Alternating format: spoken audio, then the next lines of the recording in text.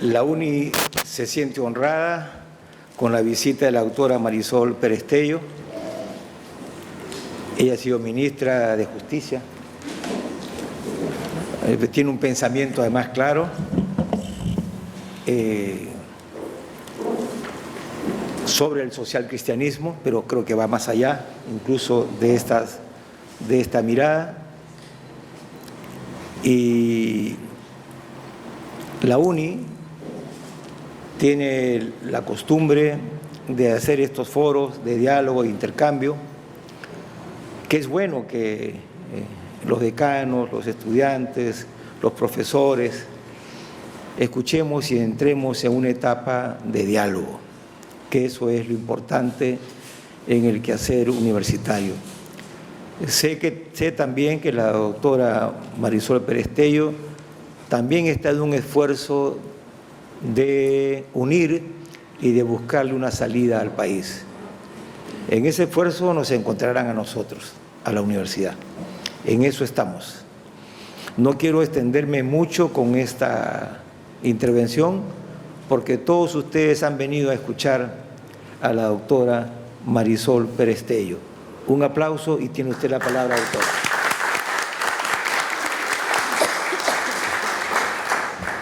Muchísimas gracias. Muchas gracias, doctor, porque ya sé que es economista.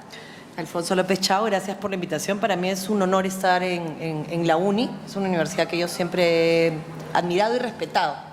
Pese a que soy de carrera de letras y le tengo un poco de miedo a todos los números, siempre he considerado que las mentes más brillantes están acá movilizando. Muchísimas gracias por eso, gracias al vicerrector, gracias a don Álvaro, a Olga y a todos los que me han acompañado en este proceso para llegar hasta acá el día de hoy y poder conversar con ustedes. Yo había pensado conversar unos 20 minutos en una cosa que considero básica, que es salir de la coyuntura. O sea, regalarnos un poquito de perspectiva, a todos, incluyéndome, por supuesto. Y yo soy profesora universitaria, he trabajado muchos años, desde el año 97, en la Escuela de Oficiales de la Policía, en el CAEM, hoy en el Centro de Derechos Humanos y Derecho Internacional Humanitario de las Fuerzas Armadas y en la Cátedra de Derechos Humanos de la Universidad de San Martín. Esa es mi verdadera vocación, la docencia. Y de la docencia salté, en paralelo hice política, pero digamos, cuando uno comienza a decirles a sus estudiantes durante 10 años que el Perú va a cambiar cuando todos empecemos a poner el hombro y te dan la posibilidad de hacerlo, poco consecuente decir, bueno, no, que lo hagan otros, yo solamente enseño. Entonces creo que ese es uno de los problemas que enfrentamos los que consideramos que los países cambian en sus aulas universitarias y en sus aulas en general. Así que quisiera plantearles durante 10 minutos un marco general conceptual. Yo sé que estamos todos más en números que en letras, pero esto es, vamos a pasear muy rápidamente por todo lo que todos hemos vivido, estudiado, conocemos, para ir aterrizando a dónde estamos ahora. Eso será unos primeros minutos, no más de 10. Y luego vamos a cortar con el informe del año 2021, finales, del Latinobarómetro. ¿Cómo nos veía el Latinobarómetro antes de que el expresidente Castillo asumiera la presidencia del Perú? O sea, no había hecho nada todavía.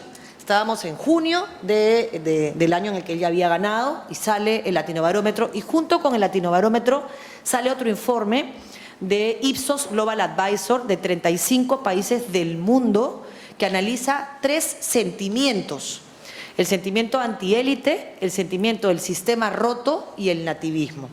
Es una foto que nos permite ver cómo estaba el Perú julio, antes de que empezara el gobierno del presidente Castillo. A partir de ahí, que son todo hechos, yo voy a, por supuesto, compartir con ustedes mi impresión de lo que podría estar sucediendo y ya llegando a los últimos meses, a partir del 7 de diciembre, lamentablemente tengo muchas más dudas que certezas, mucha más incertidumbre que esperanza, mucho más dolor que ilusión, pero todo eso se convierte en una fuerza que me moviliza para intentar que mi país, que es nuestro país, pueda tener destino y que podamos construirlo todos juntos, porque siempre hay oportunidades en esto. Entonces esa es la idea, y luego todas las preguntas que quieran contestar, que quieran hacer y que quieran contestar también, y por supuesto empezar este conversatorio que me parece que es lo más rico de la reunión. Entonces, sin más, yo siempre he entendido que una de las cosas que no sentimos como componente de nuestra vida diaria es la justicia. La vemos como un intangible, como una cosa que está ahí, pero no nos damos cuenta que no existe un Estado de Derecho sin justicia. Y que finalmente gran parte de los problemas que vivimos ahora es que no somos conscientes que la foto de un presidente de la República, con todo respeto, o una presidenta de la República, debería ser cambiada por la foto de la Constitución, porque no somos una monarquía, somos una república. Y quien manda en una república es la ley. Y si no somos conscientes de ese cambio, pensamos que podemos atropellarla. Y la ley se convierte en el único límite al ejercicio del poder del Estado. Por eso, si es mala, hay que cambiarla, pero no puedes atropellarla, porque entonces retrocedes a la etapa previa. ¿Cuál es esa etapa previa? Vamos a ir a los clásicos. Locke, Hobbes, Rousseau. Los tres veían el mundo de manera distinta, el hombre lobo del hombre, el hombre bueno, buenísimo y la sociedad lo corrompe. No importa. Ellos describían esta etapa previa que llamaron en el contrato social o en ensayos sobre el entendimiento humano o en el Leviatán, lo llamaron estado de caos o estado de naturaleza. Y esa primera etapa era descrita de la misma forma. La gente hacía lo que quería, pero como lo que yo quería y lo que quería don Álvaro podía estar en una dirección distinta, nos enfrentábamos y entonces, como yo era la más fuerte porque soy la invitada, yo terminaba imponiendo mi voluntad. Pero la siguiente vez Álvaro llamaba a su mancha y entonces él terminaba imponiendo la suya, yo me hacía mía de Alfonso y entonces los dos. Y finalmente siempre había uno que era más fuerte que otro y que terminaba doblegándolo. Fuerza física, fuerza moral, inteligencia, fortaleza espiritual, y por eso tú tienes sociedades que son, dependiendo de la geografía también, en las que se privilegia mucho más la fortaleza física, o en los Aguajún, por ejemplo, en el que la fortaleza física es importante, pero también está el gran representante, digamos, que gana a partir de lo que es, del liderazgo que tiene y que puede, digamos, contribuir a la formación de una opinión pública dentro de su colectivo social.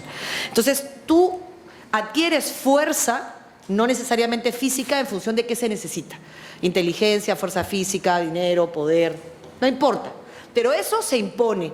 Y se impone generando una sociedad en la que, ojo por ojo, diente por diente, la ley del más fuerte, venganza privada. Exactamente. Finalmente, los seres humanos, decía Carrillo Salcedo, que es un pensador naturalista, decía que los seres humanos tenemos una necesidad antropológica de saber a qué atenernos. Y yo creo que de alguna manera la etapa del COVID y todas las etapas que nos ha tocado vivir son eso, ¿no? La incertidumbre es una cosa con la que los seres humanos no podemos lidiar, ¿no? Necesitamos saber, necesitamos tener certezas. Y entonces, las sociedades se empiezan a organizar y se transita del estado de caos o de naturaleza, máxima libertad, mínimo de seguridad, ley del más fuerte, al Estado moderno y al Estado de Derecho. Obviamente, grandes revoluciones al medio, Revolución Francesa, Revolución Americana, líos, peleas, algunos intentos de regular la guerra con el derecho internacional humanitario, el jus in bellum y el jus ad bellum, que son el derecho a la guerra y el derecho en la guerra, pero que no cuestionan la legitimidad de la guerra. Miren qué interesante. La primera etapa de codificación de reglas contra la paz, en realidad, no cuestionaban la legitimidad de la guerra, simplemente decían, tú puedes pelear contra el otro, pero estas armas puedes usarlas, estas no, y en este caso la guerra es legítima y esta no. Y no mates pues inocentes, porque el objetivo de una guerra no es matar al otro, son objetivos estratégicos, son objetivos militares. A partir de esto también surge, acompañando la guerra, esas son las cosas que los acompaño a pensar en los momentos que estamos viviendo ahora de tan poca paz, siempre hay solidaridad, ¿no? El movimiento más importante en la guerra es el movimiento internacional de la Cruz Roja, la Media Luna Roja, la Estrella Roja, el Diamante Rojo.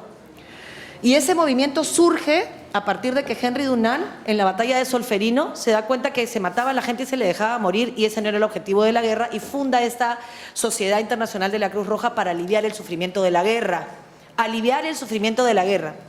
Y luego los hombres y las mujeres nos encargamos de complicarlo todo, porque como le ponemos cruz, los judíos dicen, ¿por qué cruz? Si esa cruz tiene un valor, para mí yo no quiero cruz, vamos a ponerle estrella. Entonces los católicos dicen, ¿pero por qué estrella? Si todas mis guerras han sido por esa estrella. No vamos a ponerle estrella, vamos a ponerle diamante. Y los africanos dicen, ¿y por qué diamantes? Si con los diamantes de sangre ustedes han hecho la guerra. Y entonces ahora ni siquiera un símbolo de humanidad puede evitar esa confrontación permanente en la que vivimos constantemente los seres humanos. Bueno, transitamos a este segundo momento, que es el momento de la construcción del Estado de Derecho. Y llegamos a lo que se describe en el contrato social como un pacto en el que los seres humanos renunciamos, entre comillas, voluntariamente a nuestra libertad a cambio de seguridad. Que quede claro que la responsabilidad del Estado en los orígenes del Estado moderno era solo vida, integridad, libertad, propiedad privada. No habían derechos llamados prestacionales o económicos, sociales y culturales. Eso no existía en la primera concepción de Estado, en los 1800. Se forma el Estado moderno, el poder ya no puede ser administrado por uno o por dos, había uno que daba las reglas, otro que hacía que las reglas se cumplen y otro que decía si las reglas se habían cumplido o no se habían cumplido, ejecutivo, legislativo y judicial. Y entre ellos tenían que haber pesos y contrapesos para que uno no se impusiera sobre el otro y se generara un equilibrio de poderes. Esa fue la construcción básica del Estado. A partir de eso, menos libertad, más seguridad, ley. Lo importante y el acento en el Estado de Derecho es la ley. Cuando la ley no se respeta, cuando las tasas de impunidad son como las tasas de impunidad que tiene el país, lo que estamos haciendo es retroceder al estado de caos o al estado de naturaleza, y entonces se aplica la ley del más fuerte. Por eso el problema de nuestro país no son los monopolios, es que nadie haga nada contra los monopolios cuando hay una ley antimonopólica. Entonces, ¿por qué hay monopolios? Porque la gente hace lo que le da la gana. La gente aprende a manejar cuando cruza de San Miguel al Callao. A todos nos pasa. Si vas en un taxi al aeropuerto o estás manejando tu carro, cruzas de San Miguel al Callao, inmediatamente bajas la velocidad. A mí me pasa todo el tiempo y me doy cólera, pero no lo puedo evitar, inmediatamente. Entonces tú dices, ¿en verdad saben cuánto es la multa? Ni siquiera, de repente en Lima es más cara, pero sabes que en Lima no te la ponen, en el Callao sí. ¿Se dan cuenta de lo importante de la certeza de la sanción? Y que no va a distinguir si eres ingeniero, abogado, médico, tú no sabes quién soy, tú no conoces a mi papá, no importa, te van a poner la multa. Y esa certeza, o la gente va a Estados Unidos y aprende a cruzar la pista por el paso de cebra. Yo tenía una sobrina que vino hace 2 semanas y me decía, tía, ¿por qué la gente no usa el paso de cebra? Tenía 10 años. Me dio tanta vergüenza y le dije, hija, ¿cómo? Si el paso es para cebras, ahí pasan las cebras y todo lo demás pasamos por donde nos da la gana. Entonces mi sobrina me miró y ya me reí nomás, ¿no? ¿Por qué nuestra conducta cambia? Eso está estudiado, se llama el problema de la acción colectiva. Es muy difícil que alguien tenga la dignidad y la conducta debida sin ausencia de controles y sin sanción. Es en lo que deberíamos trabajar todos, en ser quienes somos, porque finalmente la única conciencia que importa es la nuestra. Es con los únicos con los que vamos a tener que dormir hasta el último día de nuestra vida. Lo que el resto piense de nosotros no es determinante. Es nuestra conducta la que nos va a acompañar a la tumba. Es a los únicos a los que les debemos una explicación. Entonces no deberíamos esperar ni aceptación ni reconocimiento. Es lindo, pues todos necesitamos una palmadita. Pero ¿de qué te sirven palmaditas de mentira? Que son falsas y que finalmente hoy, felizmente, la transparencia todo lo desnuda. Y finalmente todos sabemos, después de cierto tiempo, quién es quién, ¿no? Entonces, pasamos a este segundo momento, Estado moderno, división de poderes, equilibrio de poderes, ley, y llegamos a concretar el poder en 2 cosas. Una representada por el doctor Alfonso López y otra representada de alguna manera, espero, por esta conversación que vamos a tener. 2 maneras de concretar el poder del Estado. Una, capacidad coercitiva de hacer cumplir la ley. No capacidad de hacer cumplir la ley, capacidad coercitiva.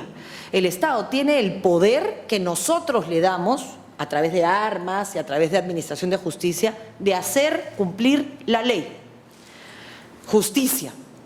2, la capacidad de recabar, administrar y distribuir tributos. O sea, son los 2 componentes más importantes de la vida política de un país. Capacidad de hacer cumplir la ley, capacidad de recabar, administrar y distribuir tributos.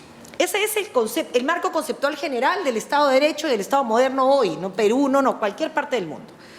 Ahora, dejemos esto y veamos cómo en paralelo, esto es el plano conceptual. Vamos a qué pasó. Primera Guerra Mundial.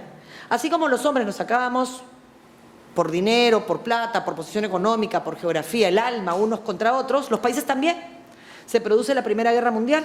Después de la Primera Guerra Mundial los países dicen, oye, si hay una Segunda Guerra Mundial la vamos a tener complicada. forman un esfuerzo, que es lo que está haciendo ahora Alfonso y lo que estoy intentando hacer yo, de juntar a los países y decir, oye, ¿no se dan cuenta que nos vamos a matar?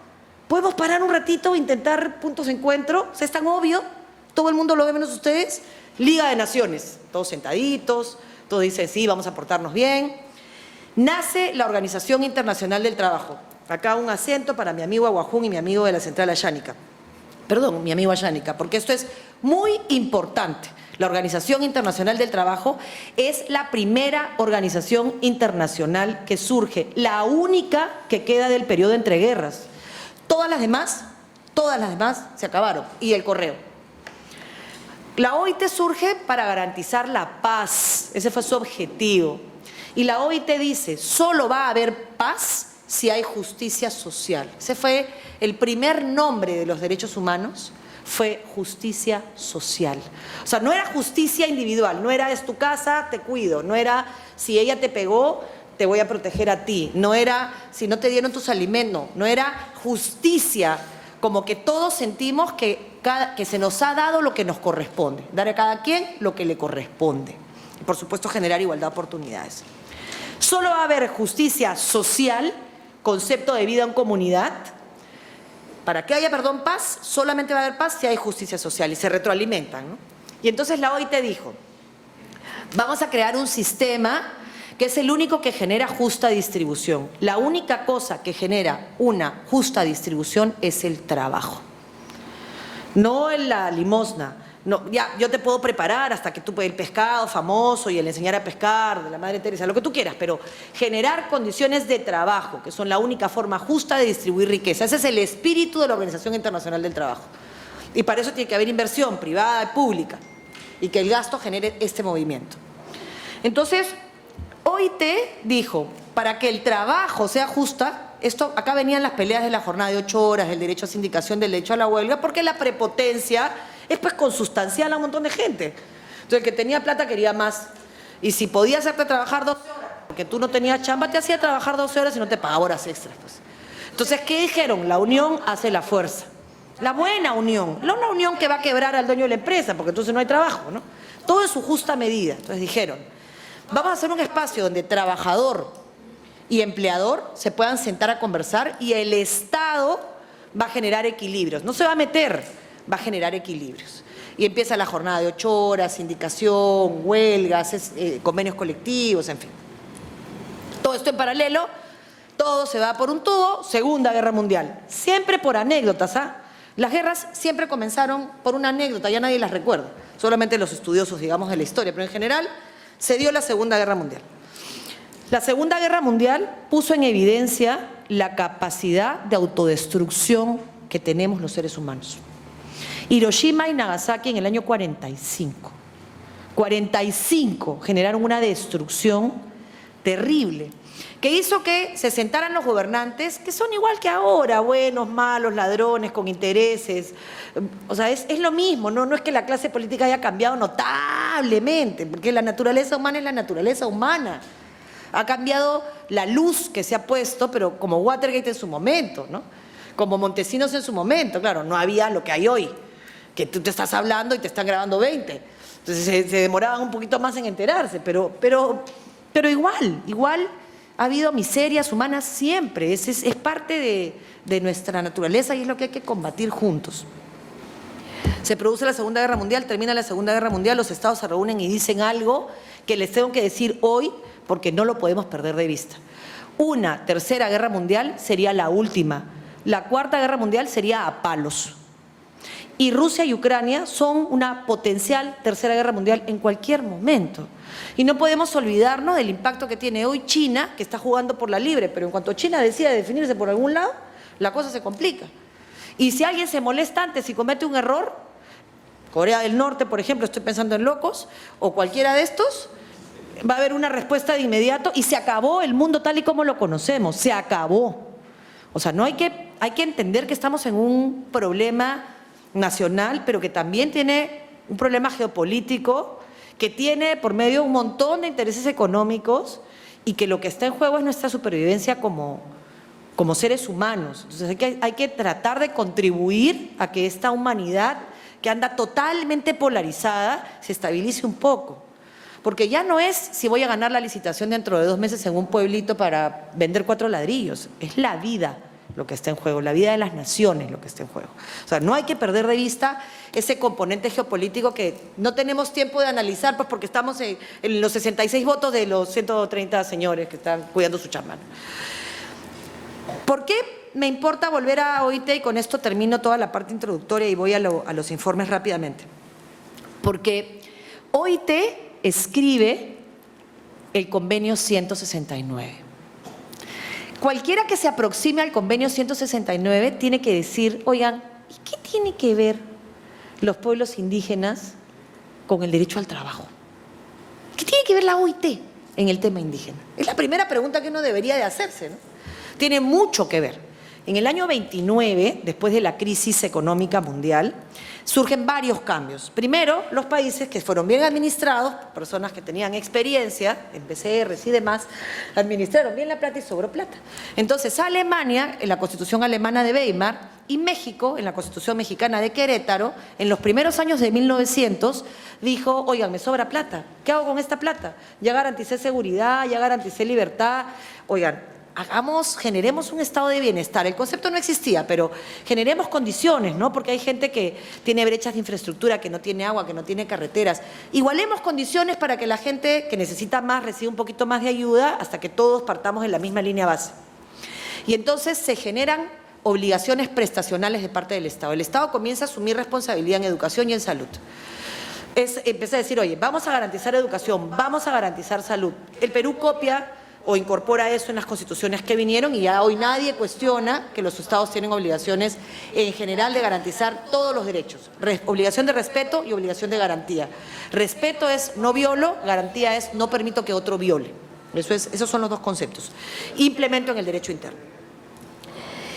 Empiezan a hacer estudios en la OIT sobre derechos que son violentados a partir del trabajo y el primer estudio que hacen después de esta recesión mundial es un estudio sobre trabajo forzoso. Este dato que voy a darles es vergonzoso y dramático porque ya nos comienza a acercar a lo que vivimos hoy. Las comunidades, los lugares a donde se hizo el estudio, acuérdense que estos estudios se hacen geográficos y temáticos. El estudio geográfico y temático sobre trabajo forzoso lo que arrojó es que en todos los países en los que habían pueblos indígenas, el 80% de la población explotada laboralmente eran pueblos indígenas. Miren qué dato tan duro. Por supuesto, el Perú no era la excepción. Y entonces sacan un primer convenio, que es el convenio 29, en el que se busca asimilar a los pueblos indígenas. No se respeta al pueblo indígena, se dice, están retrasados, hay que acercarlos a la civilización. La teoría del pensamiento único, pues toda la vida, ¿no? Entonces, eso se llama tesis asimilacionista. Intentan, que fue todo lo que hizo con todo respeto y cariño, todo el proceso de mestizaje en el Perú inicial, ¿no? Te asimilo a la cultura dominante, ¿no? Finalmente, ya los pueblos no estaban tan dispuestos a aceptar eso y entonces había toda una movilización sobre el derecho a la libre determinación de los pueblos en el mundo, sobre todo impulsado por África. Los pueblos indígenas no fueron la excepción, entonces dijeron, oye, me encanta cómo vives, vive como quieras, pero yo quiero vivir como yo quiero. Yo tengo un pensamiento colectivo, quiero vivir en comunidad, a mí me gusta vivir en la selva, por ejemplo, quienes han tenido la bendición, yo he recorrido haciendo seguimiento de políticas públicas en Supayaco y en Naranjos, en la zona de nuestro amigo Aguajún. He recorrido la zona de Santiago de Nieva, de Condorcanqui, he estado con las niñas en Chiriaco, que son 500 niñas Aguajún, 500 que estudian en un colegio de monjas en Huachapea. Y es maravilloso, y en verdad es una vida maravillosa, plena, distinta. Y tienen derecho a decidir cómo vivir, pero claro, también tienen derecho a tener agua, a tener salud, a que nadie se muera porque tiene una enfermedad y nadie puede surcar el río durante 5 días porque no tiene combustible, ¿no? O porque no llega a Jaliwarma, o porque quieren darles de comer anchoveta entomatada porque a 5 genios de Harvard se les ocurrió y nadie vio si eso era respetuoso de su cosmovisión y de su manera de entender la vida y de su sistema de alimentación. Finalmente, la OIT dijo, ¿saben qué? No vamos a asimilar a nadie. Vamos a hacer un nuevo convenio que respete la libre determinación de los pueblos. Ya no vamos a hablar de pueblos indígenas desde libre determinación, vamos a hablar de pueblos indígenas desde derecho a la propiedad. Surge el convenio 169 que nosotros firmamos en la época del ingeniero Fujimori, que es decir las cosas como son, y que era autoaplicativo, no necesitaba una norma de desarrollo constitucional, se aplicaba directamente. Así que ese cuento de que a partir de la ley de consulta previa es mentira, siempre se pudo haber aplicado. Y la ley de consulta previa no busca impedir nada. Lo que la ley de consulta previa busca es una consulta previa, es escucharnos, es dialogar, es conversar de manera sistémica, sin posiciones de dominio, para entender ventajas, desventajas, para respetar, por ejemplo, si ellos tienen una comunidad como los ayánicas en Paquitzapango y en Iñambari, si esas zonas a donde se iba a hacer esa represa, que era súper importante y ese trabajo de hidroeléctrica, dañaba su vida espiritual. Yo no sé si alguno de ustedes dejaría, yo no, que por sacar oro se cargaran a la Virgencita de Guadalupe. O sea, no me imagino que alguien se quiera cargar la pared del Señor de los Milagros porque debajo hay litio. O sea, quiero ver cómo nos pondríamos todos los que salimos en procesión en octubre. Entonces, hay que respetar la vida espiritual del otro. Para un miembro de la comunidad yánica, la historia que ellos podrían tener sobre Paquitzapango y Iñambari, que seguramente nuestro amigo nos la podrá contar, de la princesa y el águila, y en fin, todo este tema, puede parecer mítica, mágica, pero les aseguro que también es bien mágico una manzanita y una serpiente y la Virgen, ¿ah? Por eso es un dogma de fe, y yo no lo cuestiono, y soy súper católica, pero es un don, pues, lo tienes o no lo tienes, y lo único que pides es respeto. Yo creo que esa palabra respeto es la que acompaña todos los movimientos de reconocimiento de pueblos que tienen cosmovisiones distintas, y creo que estamos en un proceso de integración. Elecciones del año pasado, informe de Latinobarómetro. ¿Qué decía del Perú? Decía del Perú, el Perú tiene una crisis antes de Pedro Castillo, una crisis los últimos 20 años, una crisis que se refleja en todos los expresidentes, presos, investigados, con mandato de extradición, con investigaciones en curso, o que se suicidaron, excepto el presidente de transición. Tiene 18 candidatos, un parlamento absolutamente fragmentado y dos sectores que no necesariamente representan juntos más del 30% del país, que están pugnando por el poder con un discurso absolutamente polarizante. Tiene una crisis de representación, un problema de desigualdad e ineficiencia en la administración de recursos, que se traslada en un descrédito de la clase política nacional porque viene acompañado con serias denuncias de corrupción. Eso dice el Latinobarómetro, en julio del mismo año que sale el presidente Castillo. Pero además dice lo siguiente: el Perú es un Estado fallido. ¿Por qué dice que es un Estado fallido? Capacidad coercitiva. ¿En este país ustedes confían en la justicia? Nada. Nada, todos preferimos un mal arreglo que un buen juicio, todos huimos del Poder Judicial, todos intentamos ver, esto va a salirme mal de todas maneras, el que tiene la razón es el que más plata gasta. Es una percepción de que siempre te va a atropellar el otro, ¿no? Ya cuando dice, tú no sabes quién soy, dijiste, y me fregué. Capacidad de administrar recursos, 85% de informalidad, evasión, elusión, informalidad que viene de la mano con ilegalidad, que es lavada a través de la informalidad en parte.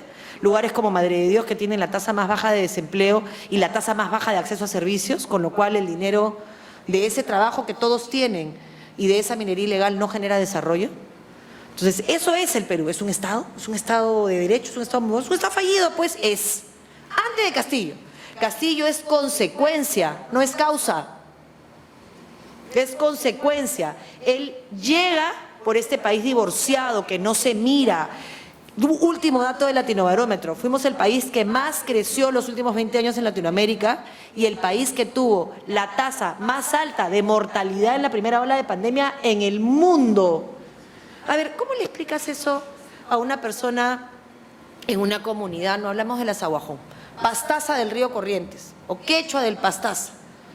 ¿Cómo le explicas que gracias al petróleo y a toda la plata que se ha sacado de ahí, el Perú ha crecido como ha crecido y que él todavía tiene contaminado su río? Porque hace 20 años a la Oxy le dieron un certificado de que ya había limpiado todos sus pasivos ambientales.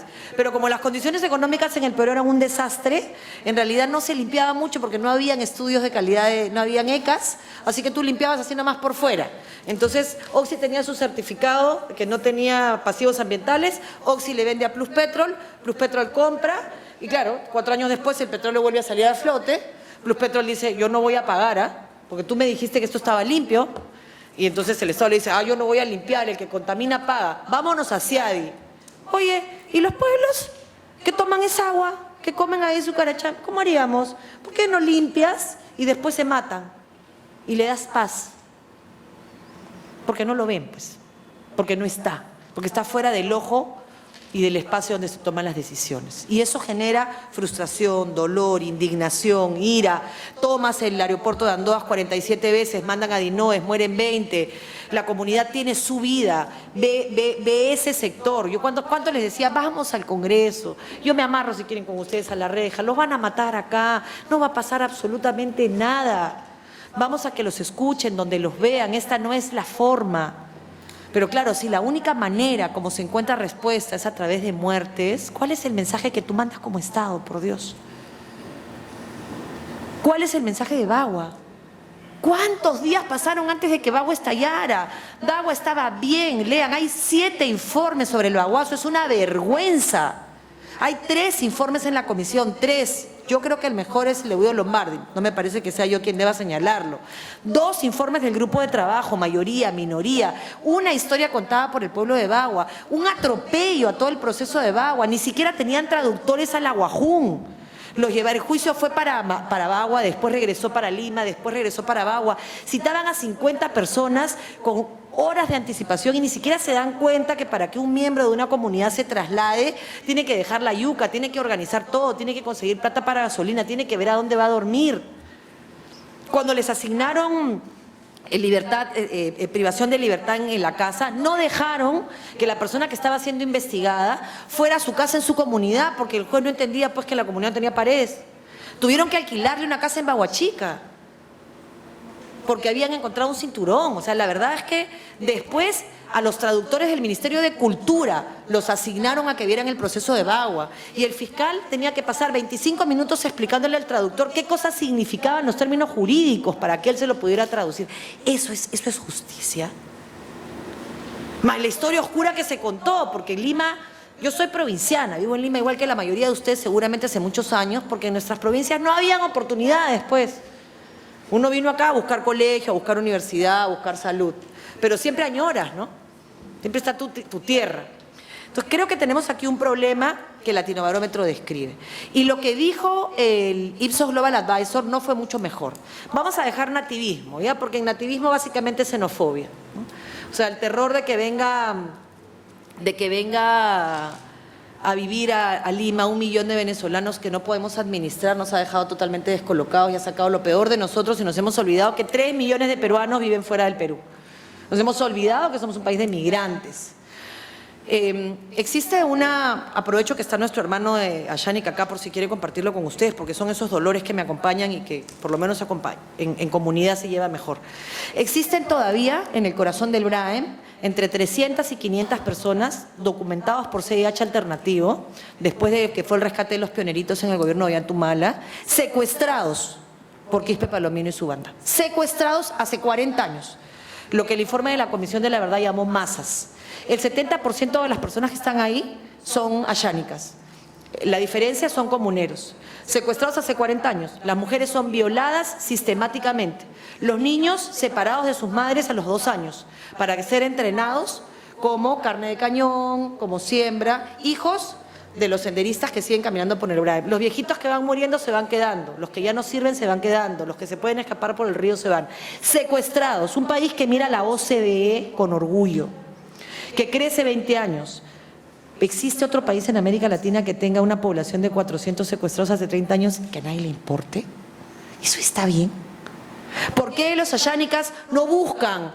Porque la cosmovisión indígena amazónica es distinta a la cosmovisión indígena de la sierra.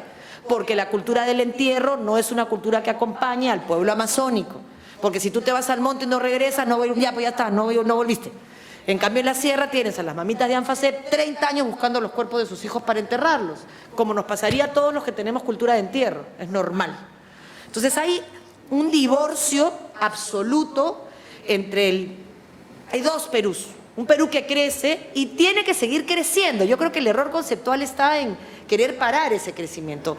Tiene que haber tenemos que concebirnos como un país con dos estrategias diferenciadas.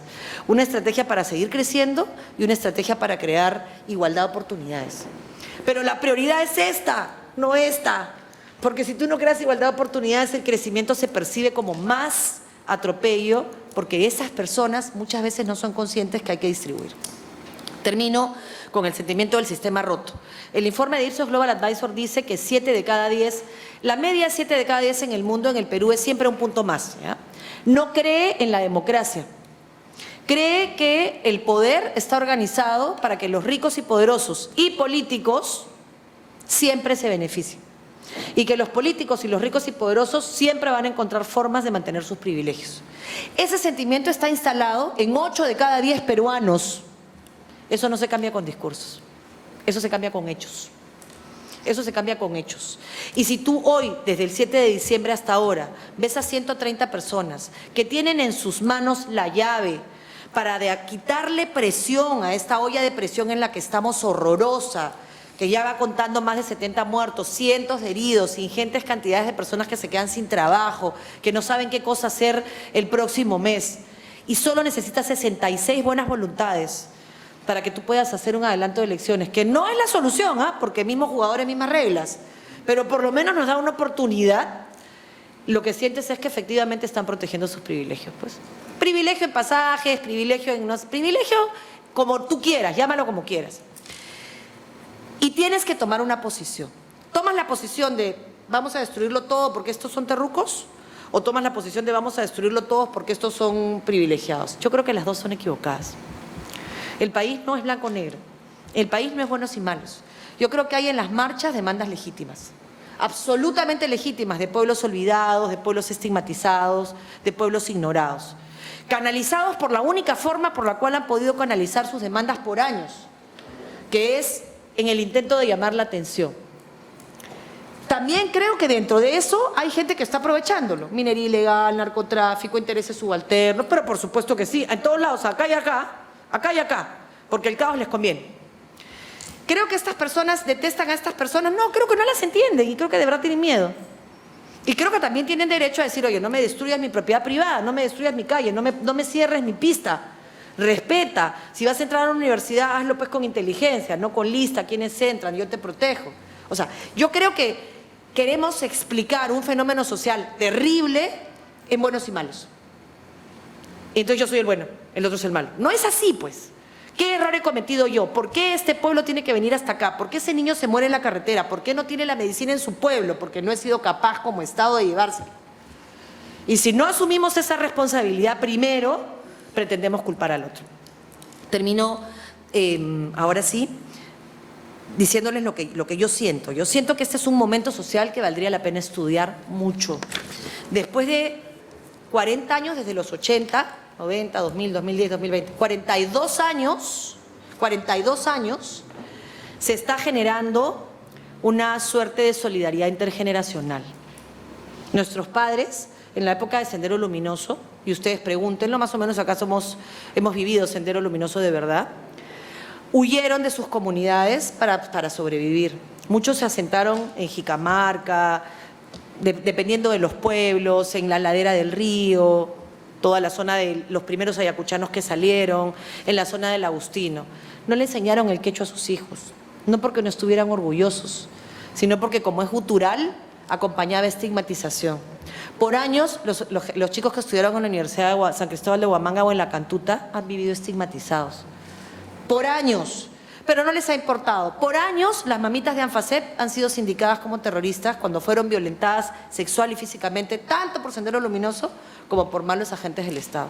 Por años no hemos querido hablar de Sendero Luminoso con seriedad, se quieren cargar el Cualquier lugar de memoria es una buena excusa para que puedan, porque hay políticos de por medio, pues, y responsabilidades políticas que asumir. Hoy día, el mismo círculo de violencia, de discriminación, de un discurso de odio se está asentando en una población. Si no hubieran existido los israelitas del nuevo Pacto Universal en esa época, quizás Sendero le hubiera ganado la guerra al Perú. Porque Sendero Luminoso cogió el sur y los israelitas canalizaron a través de la fe y de una esperanza de vida al estilo de la India, ¿no? Resígnate, vive una vida terrible, desastrosa, sin servicio, porque en la otra vida te va a ir mejor. Y los convencieron de que eso era así y llevaron con dignidad la pobreza y la miseria. Se fueron a la selva, ya lo que ha pasado después es otra historia, pero ¿qué hubiera pasado si no se hubiera dado ese divorcio de masas críticas necesitadas e ignoradas del Perú? Sendero Luminoso empezó a matar al pueblo que en teoría decía defender y todos conocemos la historia. El terrorismo es lo peor que le pasó al Perú, hay que condenarlo siempre, pero no hay que olvidarnos que las personas que fueron convencidas y no murieron en esa época, mueren hoy por anemia, desnutrición, contaminación ambiental. Ese es nuestro Perú, que es un reto, que ilusiona en medio de todo, que tiene jóvenes que para mí son las fuerzas morales, que tiene espacios de pensamiento, a donde hay que enseñarle a la gente la duda razonable, la sana crítica, a pensar en libertad, que tiene hombres y mujeres entregados a la formación de cuadros para que esos cuadros puedan hacer de este Perú un país viable, y que les permite ver que la coyuntura esta horrible, terrible, internacional y nacional, es también una oportunidad de la que no pueden permanecer al margen. Podemos hacer como que no pasa, pero pasa. Y depende de nosotros cambiarlo. Muchas gracias.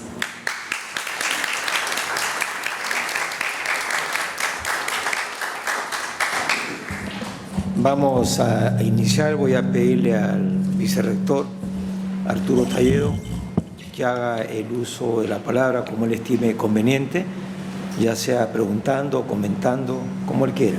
Ok, gracias, señor rector. En primer lugar, para agradecer a la doctora Marisol Perestello por estar en nuestra universidad. En segundo lugar, para felicitarla por esas ideas tan lúcidas y tan claras con que está interpretando la situación actual de nuestro país.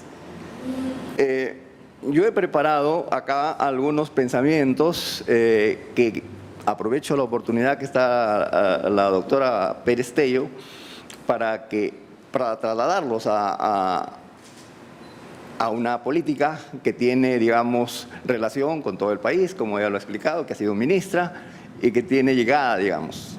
Entonces, yo voy a exponer algunos pensamientos y le pediría algún comentario sobre ellos a la doctora.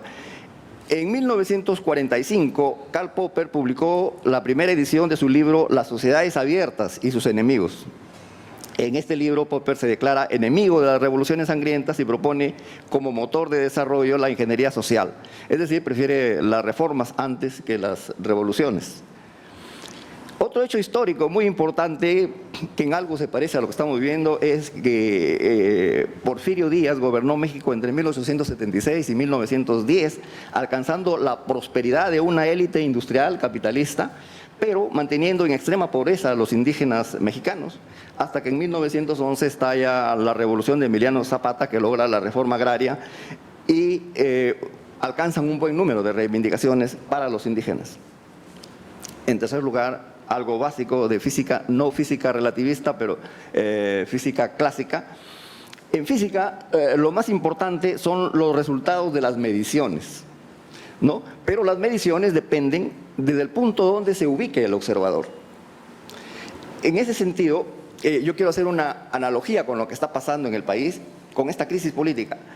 La crisis política que viene sufriendo nuestro país es vista desde la derecha como una asonada comunista para tomar el poder vía asamblea constituyente e instaurar un régimen chavista.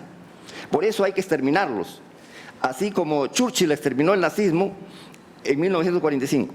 Eso se lo he escuchado a connotados líderes de nuestra derecha, Siones y Lourdes Flores, nada menos. Pero desde la izquierda, esta crisis es vista como una defensa de la democracia, como una defensa del voto del año 2021. En el año 2021 ganaron las elecciones los ciudadanos de zonas rurales, pero desde diciembre del 2022 gobierna el país una alianza conservadora que desprecia incluso la vida de los ciudadanos rurales. Le agradecería un comentario sobre uno o dos de estos pensamientos que acabo de leer, señora Perestello. Don Arturo, no puedo evitar comentarlos todos, porque Popper es súper interesante porque es un relativista y yo creo que eso es lo que a mí siempre me sedujo de él, pero es un relativista con base moral y eso es bien raro, porque parte de esta palabra que para mí es el hilo conductor, que es el respeto. Y Nosotros, en algún punto yo tenía, digamos, una militancia en un partido político, ya no, pero la tuve por más de 35 años. Y hablábamos, el fundador de ese partido, que era el doctor Lucho Bedoya Reyes, hablaba de algo que yo comparto plenamente, que era gradualidad en el cambio, inspirado en Popper, ¿no? No en la revolución, sino en el cambio. El problema es que hemos perdido paciencia histórica. Y eso tiene que ver con la dinámica de la tecnología. Todo rapidito, todo es para ayer. En 40 minutos y te hago, o sea, TikTok, te cambio de canal. Lamentablemente, el proceso tecnológico es rapidísimo, pero el proceso social es generacional.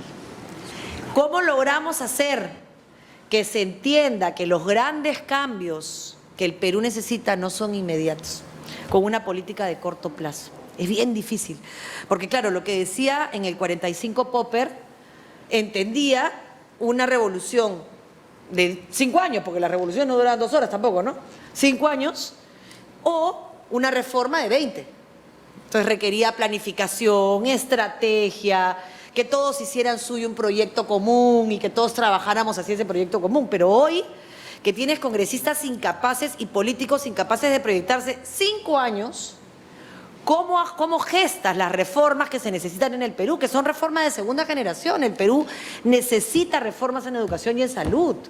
Si no, no llegamos a ningún lado. Conversábamos ahora de los sueños que tiene la UNI, que me encantan, y de los objetivos estratégicos que tienen temas tecnológicos, y hablábamos de qué cosas no podrían hacer universidades como la de mi tierra en Tacna para usar el canon en investigación tecnológica.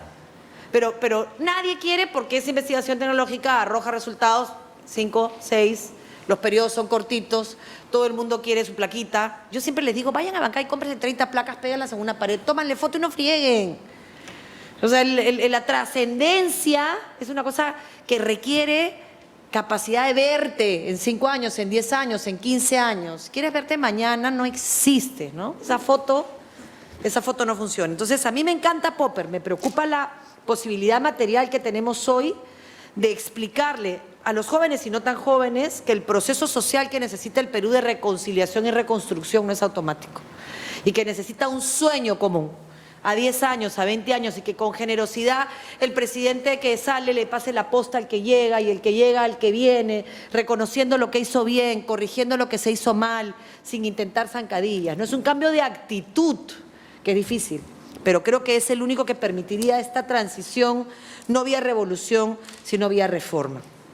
Y bueno, lo otro es México, ¿no? Me encantaría decir que Emilio Zapata logró que México fuera una sociedad integrada, pero lamentablemente recién hoy el PAN y el PRI, que son los dos partidos más fuertes de México, ahora es Morena, que es una escisión del PAN finalmente y del PRI, una mezcla ahí rara, jamás incorporaron a los indígenas en las tomas de decisiones. Recién hoy se ha creado, hace 8 meses, una Secretaría de Asuntos Indígenas en el PAN. La conozco bien porque trabajo con ellos. Es una Briseida de Chiapas, y lo que ella me dice es, estoy pero no estoy. O sea, México, ¿cuántos años han pasado? Más de 100. México, que tiene una cultura indígena mucho más integrada. Cuando hablamos de los indígenas en México, pensemos en los quechos o los aymaras, no pensemos en ahuajún o ayánicas, que son sociedades que se han mantenido mucho más protegidas de los mestizos. No, estas son sociedades integradas, pero que mantienen rituales, costumbres y cosmovisión indígena, ¿no? Entonces escuchas a un mexicano que dice, pero tú tienes reloj, pero tú te vistes con jean, como si se tratara de solamente cosas externas, ¿no? Y no un sentimiento de pertenencia y un pensamiento colectivo, que para mí es lo más lindo de las comunidades indígenas. Entonces, México avanzó en esa revolución, pero esa revolución no fue la respuesta. Esa revolución seguramente avanzó y avanzó mucho en intentar que la concentración de la tierra pudiera distribuirse, pero México recién hoy es consciente que no ha tenido un proceso de integración como quería, y a México lo arrasó el narcotráfico, ¿no? O sea, que es lo que tenemos que evitar acá. Y bueno, me encanta el resultado de las mediciones, porque como yo no soy física y matemática, se lo confesé cuando lo vi que me asustaba, pero nosotros usamos una frase en latín que es premia sequitur, puede estar mal dicha, ¿ya? Pero es más o menos así, premia sequitur equivocare conclusiones, que es a premisa equivocada, conclusión doblemente errada. El problema de los resultados, para mí, es tu punto de partida, siempre, porque puede ser engañoso. Cuando a ti te preguntan en una encuesta, por ejemplo, si te sientes representado por un congresista, las probabilidades de que no te sientas representado el día que se siente el Congreso son infinitamente mayores que las de que sí te sientas, porque lo que te tendría que preguntar es, ¿la persona por la que tú votaste entró al Congreso? Porque si no entró, ya no te sientes representado. La segunda pregunta que te tendrían que hacer es, ¿el partido por el que tú votaste entró al Congreso? Porque si no entró, es bien difícil que te sientas representado. Si tu respuesta es sí, entró, sí, entonces sí puedes preguntar, ¿y te sientes representado? Si dices no, mal, ¿no? Pero me gusta la forma como ha sido planteada porque efectivamente no solamente es donde se ubica el observador, sino a veces es el resultado que el observador quiere. Y lo peor que le puede pasar a un político es rodearse de gente que le dice lo que quiere escuchar. Les encanta eso. Que se rían de sus chistes malos. Es impresionante. Es impresionante. Es impresionante. Yo lo he visto a gente reírse de tonterías solamente porque está sentado al frente el que le da de comer. Y miro al que le da de comer como diciendo, ¿no te das cuenta que tu chiste es una tontería y no da risa? De acuerdo. Es horrible, es horrible. Es el yes man famoso, ¿no? Sí, señor, lo que tú digas, señor, ¿no? Entonces, creo que uno tiene que ser consciente que tiene que rodearse de gente mejor que uno, que cubra todas sus debilidades, íntegra, que sea capaz de decirte en público, no, pues no, hay que cuidar la autoridad. En privado, todo lo que te tenga que decir sin temor a una represalia. Si te comienzas a rodear de gente que dice sí, señor, estamos fregados. Porque los resultados van a validar tu premisa, tu punto de vista de observador. Vas a obligar a que esos resultados sean lo que tú quieres escuchar. Entonces es importante qué premisas, por qué premisas partes. Y yo creo que tanto el análisis de la derecha como el análisis de la izquierda parte de premisas falsas. Porque parten de la premisa que el problema fue Castillo. Y el problema no fue el presidente Castillo. Castillo fue consecuencia de un país desigual, con crisis de representación, con partidos políticos debilitados que se habían convertido en franquicias. Y el problema es que esos elementos se mantienen hoy. Desde esa lectura de Castillo es el malo, a mí no me encanta, yo no voté por él, yo lo combatí políticamente. Fue a Tacna y se le ocurrió violentar emocionalmente mi procesión de la bandera, que para Tacna es lo más importante que existe. Y Tacna el martes siguiente, al 28 de agosto, marchó contra Castillo, no por Castillo, sino porque no respetó su historia. Porque para nosotros la procesión de la bandera, 50 años después de cautiverio, es lo más importante que hay. Y después vino Betsy Chávez y puso una placa en la Plaza de la Mujer. Nunca un político se había atrevido a poner un nombre en la Plaza de la Mujer, porque era la mujer que había permitido que por 50 años nosotros respetáramos nuestros valores patrios. Una digresión, señor rector. Nunca digan es un saludo a la bandera, por favor, por respeto a mi Tacna. Les cuento la historia chiquitita para que la sepan. 7:30 de la mañana, misa. La mujer tacneña iba a rezar. Como no podían haber símbolos patrios porque nos mataban o nos metían a la cárcel, se ponía la bandera debajo de la mantilla negra. Se iba a la misa con la bandera peruana y la mantilla. Se escuchaba la misa, terminaba la misa 5 para las 8 de la mañana. Se reunían las mujeres afuera, mujeres, y gesticulaban el himno porque se emitían un sonido cárcel. Gesticulaban Somos Libres, con llanto por supuesto, y una decía viva el Perú. Entonces todas decían viva. En ese momento exacto el gendarme chileno gritaba saludo a la bandera y pasaba la bandera chilena desfilando y ellas volteaban y saludaban la bandera chilena que no tenía, con todo respeto a Chile por supuesto, ningún valor emocional para ellas. Por eso se dice, es un saludo a la bandera, a la chilena, A la chilena, claro que sí. no a la peruana. Claro que sí. No lo olviden, porque si nosotros olvidamos las cosas importantes, nos olvidamos de dónde estamos. Muchas gracias, Arturo, por las reflexiones. Muchas gracias. Voy a pedir de aquí en adelante porque voy a estar entrando y saliendo, porque brevemente una pequeña digresión. Anda por ahí un suelto diciendo que hemos expulsado a una docente y que el rector es un poco más que senderista, ¿no? Cuando hemos... Prepárese, rector. Toda mi vida he combatido eso, ¿no? Pero en fin, como dice Marisol Pérez Tello, tengo que prepararme para eso. Y por esa situación voy a pedirle a Álvaro Montaño que a partir del momento él conduzca el debate, por favor, y pedir a nuestra invitada, la doctora Marisol Pérez Tello, que me permite entrar y salir por razones. Adelante, Álvaro. Bien, señor rector. Aquí tiene la palabra, por favor. diga su nombre, ahí le van a pasar. Sí, cómo no. Gracias. Mi Por nombre favor, es Rubén tenga Gómez presente, Sánchez. A las 10 para las 12, la doctora tiene que retirarse. Por lo tanto, tenemos un tiempo concreto, limitado. Conforme. Por favor, breve. Marisol, solamente para recordarte un pequeño detalle. Hace varios años en el Colegio de Ingenieros estuviste exponiendo, invitado por el Colegio de Ingenieros. Ahí estuve. Hoy día escuché, y me pasó mi hermana, comento con esto, una oferta que decía, récord está de promoción, 70% de descuento, y vi olla a presión. Con lo que tú has comentado, hoy día realmente el Perú está en una olla a presión, es una olla a presión con la cocina prendida y con vapor botando ya.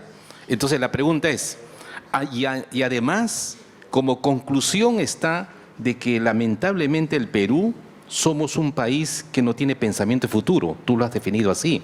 Yo vengo trabajando en prospectiva y hay un libro, El Perú al 2040. Entonces, mi pregunta, o más bien no pregunta, el comentario que yo te pido es realmente establecer unas líneas fuerza de cómo salir de este tema sin dejar de pensar como academia, porque soy profesor principal de acá de la UNI, como academia, que la academia debe ser el principal ente del país que haga que la formación que tenemos sea a futuro. Es decir, no puede ser posible pensar en un ingeniero que salga de la UNI con pensamiento de años atrás. Lo que tiene que salir es un ingeniero que permita pensar para los próximos 25 años y que en base tecnológica esté acostumbrado al autoaprendizaje. Entonces, la pregunta, estimada, comentario que te pido, Marisol, es ¿qué lineamientos podríamos implementar? Evitar que haya mayor participación y el tiempo es limitado, vamos a recibir 4 comentarios o preguntas muy breves, por favor. Aquí el señor. Muy buenas tardes y la verdad que le agradezco la disertación. He aprendido muchísimo de lo que nos ha dicho y nos ha aclarado muchas cosas. Pero, a ver, yo soy ingeniero y cuando hago trabajo de investigación parto siempre de lo más simple para escalar a lo más difícil. Y entonces yo quiero hacerle una consulta. Se vienen temporadas de elecciones, se vienen temporadas de tener que elegir a todos aquellos quienes tienen que impulsar muchas de las cosas que usted ha mencionado. Entonces, ¿qué le podemos pedir a esas personas? Yo he pensado de que estos nuevos candidatos, sea para la presidencia, gobierno regional y alcaldes, etcétera, debemos pedirle un mínimo, ¿no? Un mínimo de requisito. Yo creo que cada candidato, antes de ser lanzado como candidato, tiene que tener mínimo un conocimiento cabal de la Constitución y que la pueda defender durante su ejercicio, así como también la pueda mejorar. Y en segundo, debe tener una probada sensibilidad social, porque hay muchos, ¿cómo le digo?, beneficios insatisfechos de la población. Estas marchas lo único que nos ha mostrado es que hay mucha población del Perú profundo que, independientemente de lo que haya pedido, lo que haya dicho, bueno o malo, es una población muy necesitada, es una población golpeada por la anemia infantil, es una población afectada por la violencia familiar. Es decir, los futuros candidatos deben tener primero un conocimiento profundo, probado, evaluado, lo que sea, sobre la Constitución, donde están plasmados los principales derechos de la población, y en segunda, una sensibilidad social probada, en donde yo aspiro, en que las universidades puedan impulsar a sus jóvenes a ese trabajo de voluntariado, para que puedan estar en los lugares en donde el artesano minero necesita apoyo técnico y nadie se los da, bien, solamente para las grandes empresas, gracias, el textil, etcétera. Gracias. Por favor, su comentario. Muy bien, ahora 2 más, Merino y Chandubí, y luego ya hay otra rueda. Merino y luego Chandubí. Merino, por favor. Ahí, pasen el micrófono. Muy breve, por favor, porque tenemos tiempo concreto. Luego Chandubí.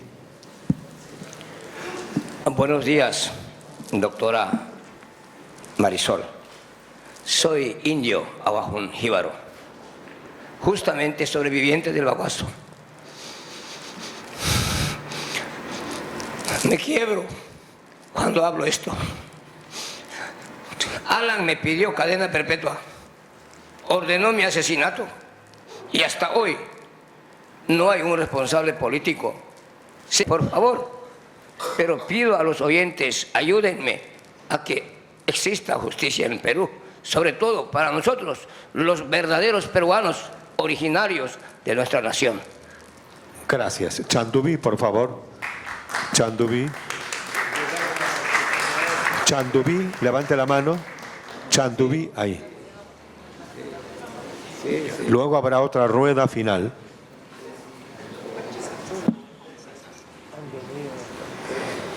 Bueno, un saludo para todos los presentes y un agradecimiento al señor rector. La doctora Marisol Pérez Tello se acuerda perfectamente, nos estuvimos reunidos con usted como ministra de Justicia con el gran problema de la minería artesanal que hasta el día de hoy no tiene solución. Y aquí le escuchaba atentamente todo lo que sucede en nuestro país y lo que sucede internacionalmente. Nosotros, como Central Nacional de Mineros del Perú, hoy día hemos venido no solamente los mineros, he venido con mis hermanos nativos, con mis hermanos transportistas, porque somos organizaciones sociales en el país que estamos buscando un cambio con trabajo, paz social y con tecnología, que es la base fundamental para que nuestros pueblos se puedan desarrollar. Usted dijo aquí bien claro hoy día, en este Perú que vivimos, lastimosamente nosotros lo hemos, en justicia, lo hemos resumido, el que tiene dinero es inocente y el que no tiene plata es culpable, porque nosotros la vivimos y hemos sido criminalizados más que el narcotráfico con todos los delitos a los pequeños mineros. Cuando usted habló de Madre de Dios, de la minería ilegal, es verdad, hay minería ilegal en Madre de Dios, pero el gran culpable es el Estado, porque a pesar que del kilómetro 92 al 1107 hay un puesto, pusieron un puesto de policía y un puesto del ejército peruano, hoy en día, en ese tiempo solamente eran casuchas, hoy en día es un pueblo, la zona ilegal, que están destrozando toda la zona de amortiguamiento del Tambopata, pero el Estado no hace nada. ¿Y por qué?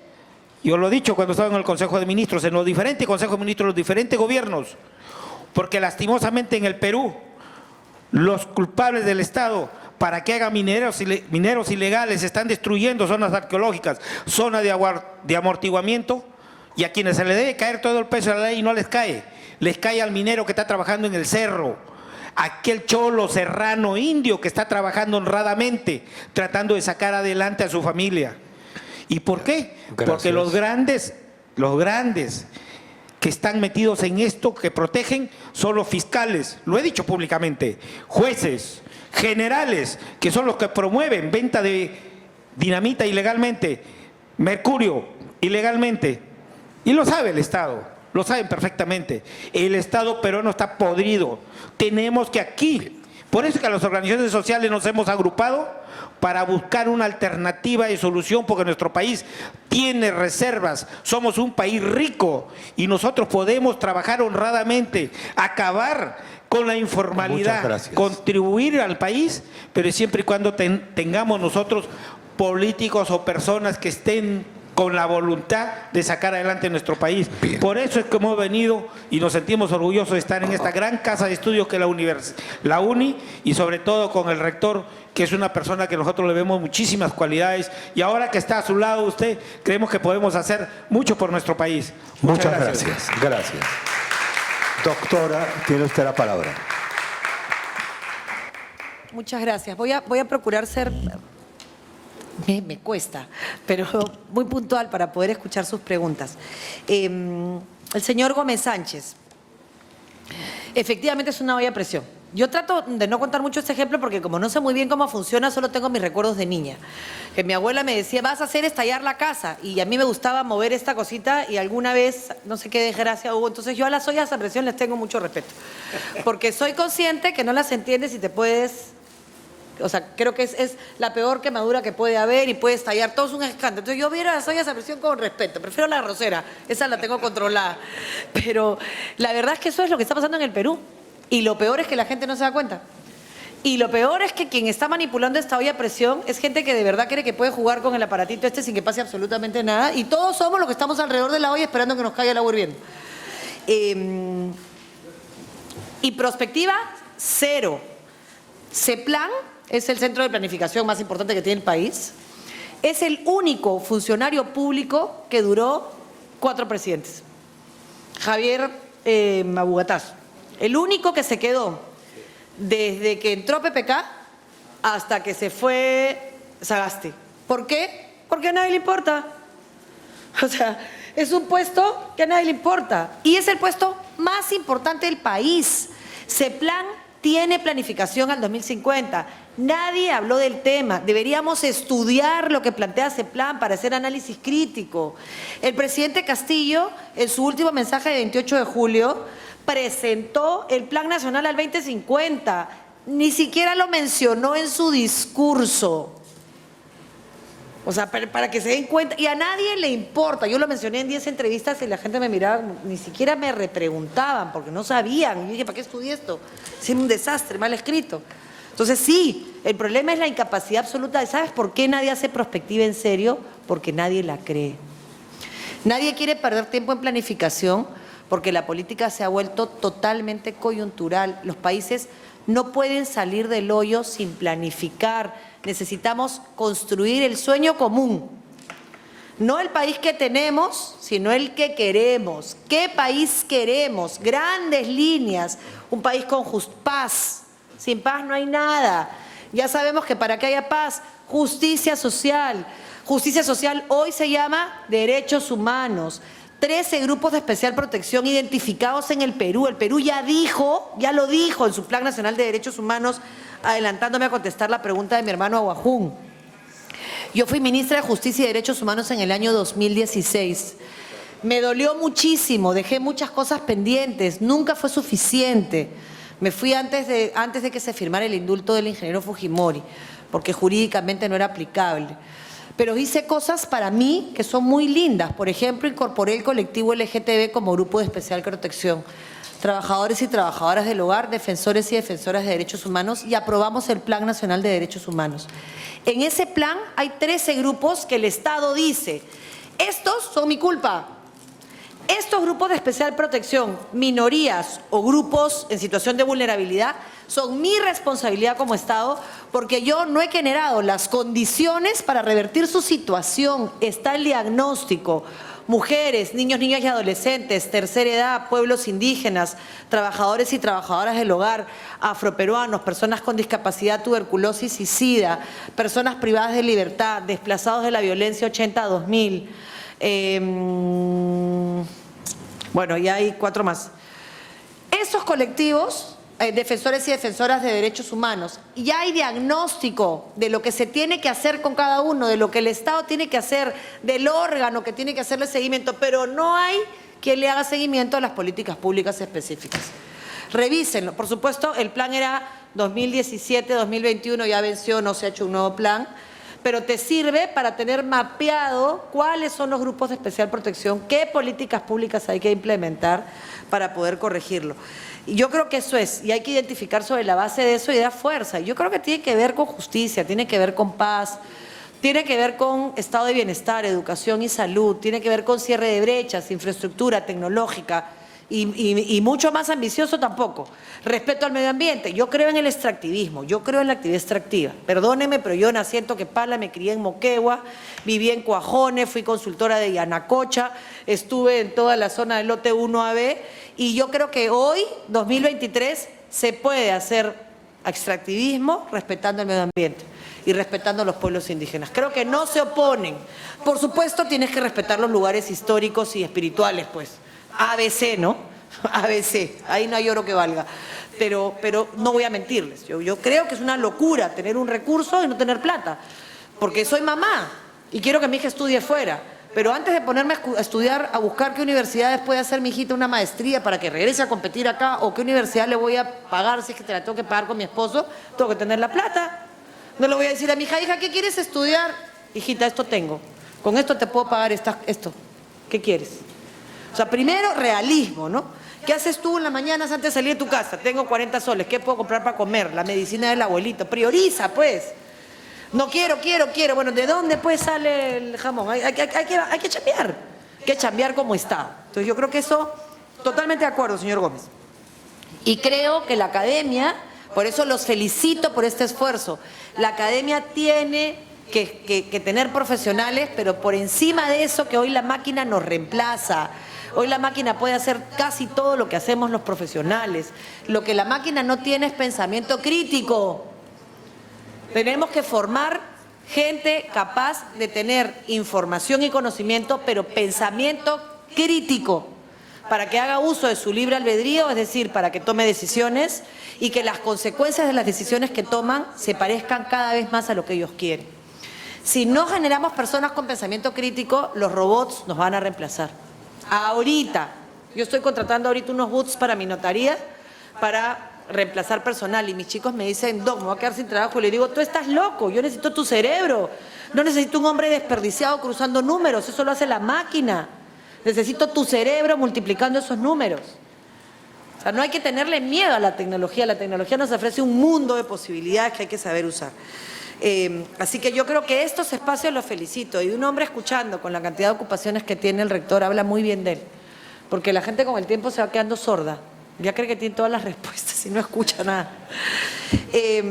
Mi amigo el ingeniero, mira, yo no sé si hay que pedirle requisitos, yo conozco gente en poder que sabe mucho, yo creo que hay que pedirle actitudes, hay que evaluarla por lo que es, por su conducta. Puedes haber estudiado en Harvard, en Yale y tener un discurso social que no se condice. Yo creo que hay que ver cómo tratas al débil, no cómo tratas a tus pares, sino cómo tratas al que depende de ti por una circunstancia. Eso es lo que te define. Porque lo otro es el síndrome del ciclista, ¿no? Para arriba agacho la cabeza y para abajo combo y patada. Para mí eso te define, no me importa si estás en Harvard, si estás en Yale, si mandas un cheque de $100.000 para que los chicos vayan a estudiar a Oxford. Me importa cómo tratas a la persona que te abre la puerta y te sirve el café. Porque eso es lo que te define como ser humano. Porque lo que uno hace es una circunstancia. Tuvimos suerte, pues pudimos estudiar, somos los privilegiados. Lo que uno es en su conducta cotidiana es lo importante. Obviamente hay que enseñarles la Constitución, una vez que ganan, porque nadie va a llegar diciéndote le estudié. Te sientas con él y dices, bueno, señores, taller de inducción. Esta es la Constitución, estos son los procesos, esto es malversación de fondos, acá te vas preso. Y sí, claro, tenemos que elegir bien. Nadie se sienta ahí solo, lo sentamos nosotros. Hay que hacer un trabajo de divulgación, de quién es quién. Y lo de la anemia me rompiste el corazón, ¿no? Yo trabajo con el padre Gastón Garatea, mucha honra, en una organización que se llama Inversión por la Infancia. Los invito a sumarse. Trabajamos con niños, niñas y adolescentes y por temas de anemia y desnutrición. La anemia condena a una generación. El niño anémico no va a hacer conexiones neuronales si la anemia o la desnutrición lo agarran de los 0 a los... Y nunca, por eso no leen, por eso no hay razonamiento matemático. No reparas eso, no lo reparas y esa generación la perdiste. Y mientras nosotros discutimos, todos los años aprobamos un presupuesto en noviembre que reconoce que el 30% de nuestros niños van a ser anémicos. Eso es inmoral. Tendríamos que ir a anemia cero, y para ir a anemia cero hay que resolver el problema del agua, que es un condicionante para los problemas de anemia. Entonces, ahora, por supuesto, todas las repreguntas que quieran. Esa es la clave, no hay mucho más, no hay más ciencia, esa tendría que ser la prioridad del gobernante que llegue, para no matar generaciones. Mi hermano Aguajún, Jíbaro Aguajún, decirle que yo no soy ministra actual, pero sí tengo mucho dolor y mucha frustración. Hice todo lo que podía, pero siempre hay mucho más que hacer. Yo me he quedado trabajando esos temas. Yo sigo trabajando desaparecidos y temas de memoria con las mamis ANFACET. Sigo trabajando niños, niñas y adolescentes con el padre Gastón Garatea en Inversión por la Infancia. Sigo trabajando pueblos indígenas con la Central Ayánica del Río N y con Acodecospa, con los Jucamas en Loreto y con las hermanitas de Huachapea del Colegio San José y la Madre Maca, que tú debes conocer bien porque se portó muy bien con el pueblo Aguajún. Y sigo trabajando cárceles, soy de la capellanía del penal Castro Castro, porque yo creo que las causas no tienen que ver con cuánto poder tienes para corregir eso, sino con cuánta posibilidad tienes de colaborar un poquito, ¿no? Obviamente necesitas el poder porque es el instrumento de cambio, ¿no? Pero para servir no para envilecerte con él. Señor Chanduví, sí lo recuerdo, ya lo escuché hablar, claro que lo recuerdo. Estuvimos juntos en la Comisión de Medio Ambiente, si no me equivoco. Y yo entendí todo el problema de la minería ilegal, la minería informal, la minería artesanal a propósito de nuestras reuniones. Lo que pasa es que sé lo que sé y lo que no sé. Yo escojo batallas en las que puedo colaborar mucho más, pero sí me queda claro que acá lo que hay es un esfuerzo de mezclarlo todo para que la gente no entienda la diferencia. Y al no entender la diferencia, estigmatice. La minería artesanal en Madre de Dios es consustancial a los pueblos indígenas. De hecho, toda la zona del río Madre de Dios vive de eso. Pero lo que pasa también en la interoceánica es una vergüenza, ¿no? Lo sabemos los dos. O sea, el tema de la trata de personas en esa zona es terrible. Yo sí creo que trabajo, paso social y tecnología son parte de la receta que necesita el Perú y creo que hay que ser muy claros en cuál es la diferencia entre minería ilegal, minería informal, minería artesanal y por qué todos los procesos de formalización de minería han venido con trampa, porque han estado condenados al fracaso. Igual que todos los procesos de titulación de tierras con las calicatas que te piden hacer en la mitad de la nada, que hacen virtualmente imposible que se titule en las zonas que no le conviene que se titule a gente que se aprovecha de eso. Entonces yo creo que hay que tener mucha claridad sobre eso, señor Chanduví. Mi único tema es que ustedes han permitido que metan todo en el mismo saco. Y al meter todo en el mismo saco, hacer este deslinde es bien complicado. Y yo lo animaría a que hiciéramos un esfuerzo por explicarle a la gente geográficamente y en términos de consecuencias el daño que hace el mercurio, todo lo que se podría evitar si es que se trabajara en clústeres, por ejemplo, en la zona del río Madre de Dios, donde no se utilizara, o sea, donde se pudiera procesar el oro sin el uso del mercurio, cuánto afecta el mercurio a los niños y niñas en Madre de Dios. Y creo que esto no es casualidad que en Madre de Dios siempre gane un gobernador regional que, bueno o malo, olvídense de olvídense de las pistolas, que entiende que la dinámica económica de Madre de Dios tiene que ver con la minería. ¿Cómo hacemos que eso no destruya la comunidad y que genere desarrollo? Bueno, esas cosas son las que hay que plantearnos, ¿no? Pero claro, tampoco podemos permitir destrucción en lugares en donde no está permitida la minería. Evaluar si la tecnología hoy te permite que lugares donde antes no se podía, sí se pueda. Pero para eso necesitamos un diálogo franco, ¿no? Es bien difícil tenerlo en pre-campaña electoral, pero no se dejen usar. Eso ya están viejos, ¿no? Yo creo que ya se aprovecharon mucho. Y después estaba... Yo creo que ya está, Chanduví fue el último, sí.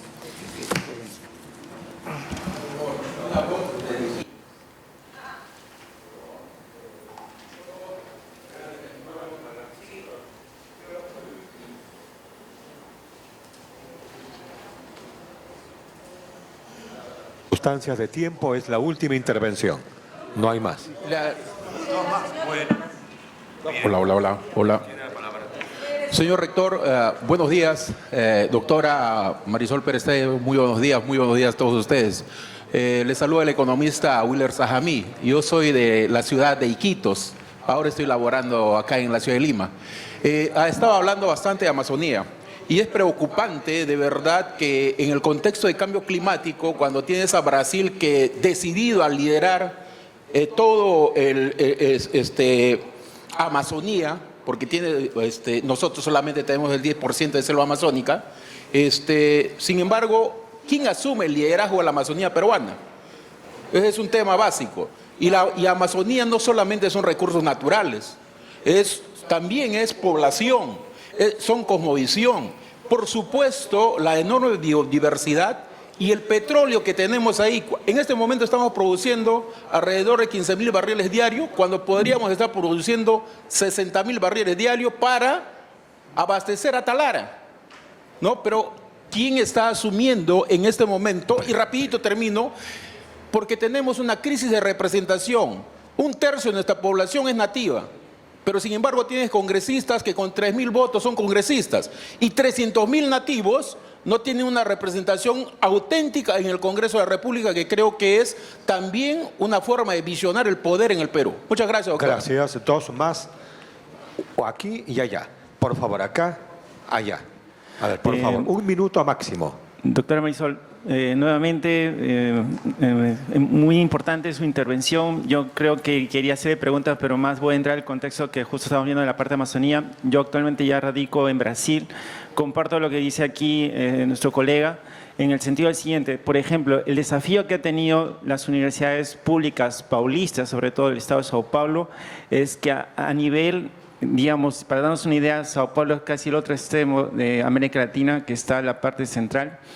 Ellos tienen una cuota, y es sería muy importante para el doctor Arturo, ya que no está el rector. Ellos ya tienen 10 años realizando un proceso de admisión para indígenas, para estudiantes jóvenes indígenas, en la cual se reserva una cantidad. Obviamente hay un programa que hay una inducción para poder reservar ese tipo de vacantes de acuerdo a la necesidad de la zona.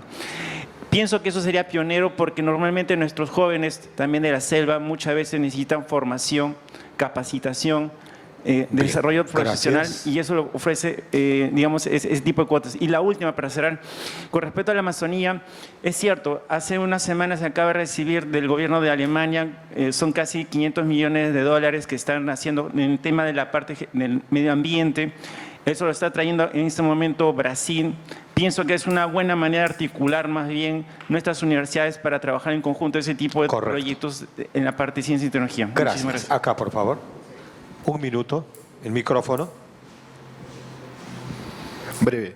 Bueno, doctora Marisol Pérez Tello, recibo el saludo del Centro Cultural de la UNI. Viví en la Amazonía. Es bien anecdótico encontrar derechos humanos en la Amazonía, siendo una de las capitales del tráfico humano, de la trata de personas, donde nativos o poblaciones periurbanas y rurales denuncian violaciones, violencia sexual a menores de edad, y en el Poder Judicial de Loreto no encuentran justicia. Y eso se replica en las zonas mineras también. Alrededor de las zonas mineras hay prostitución, disculpen los términos, y una serie de factores que de alguna manera no hacen sentir la justicia social o el rostro social de nuestro país. El Poder Judicial es uno de los espacios más vapuleados por la comunidad. ¿Cuál sería el proceso de poder reestructurar, o como se utiliza acá en la Universidad Nacional de Ingeniería, un proceso de reingeniería social en el Poder Judicial? Muy bien, gracias. Solo quiero destacar que esta es la autonomía. La autonomía es la libertad de pensamiento. La autonomía es la posibilidad de estudiar e investigar sin censura. No es autonomía negocios indebidos. No es autonomía repartirse beneficios. Esta es la autonomía. Eso es lo que tenemos que tener muy claro en este momento. Por favor, doctora.